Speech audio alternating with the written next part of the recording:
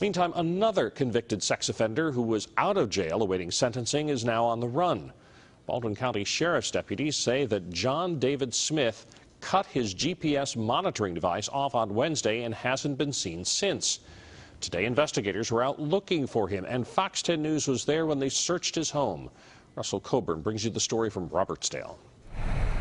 With our cameras present, the Baldwin County District Attorney's Office came to the Robertsdale home of this man, John David Smith, a convicted sex offender, now a fugitive from justice. The DA's office served a search warrant looking for just anything that can lead us in his direction. You know, we're just any bit of information that will help us determine where he may have been traveling and going. Smith disappeared 2 days ago after deputies say he cut off the tracking device used to monitor him. Had he gone to court, he'd face a sentence for child pornography charges. Smith's ankle monitor was sending back alerts to the Baldwin County Sheriff's Office. The last one they received had Smith right here at his home. But when deputies arrived on scene, they found only the ankle monitor here outside the residence, and Smith was nowhere to be found. The state's sex offender registry shows Smith had a previous conviction for having sexual contact with a 14-year-old girl.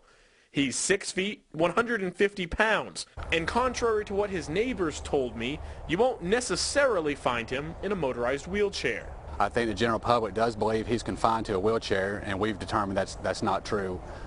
He's walking on his feet just like you and I are. The disability is all an act. He may be disabled to some degree, but he's walking. He's obviously coherent enough to drive a car, clean his windshield, and talk like we are. It's a case the DA's office is passionate about, and they're out in full force to see justice served. I praise Ms. Dixon and her efforts. This hasn't died since John David Smith has fled Wednesday morning. We've been dedicated to solve it. She's dedicated to solve it, and we put forth 100% of our efforts in order to do that. We had a question of our own for District Attorney Hallie Dixon. Why a previously convicted sex offender would be allowed to post bond before learning his sentence on new charges. Our calls were not returned. In Robertsdale, Russell Coburn, Fox 10 News.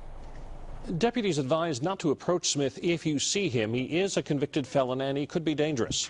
He might be driving in a 2003 red Nissan Sentra. So if you spot him, call the Baldwin County Sheriff's Office.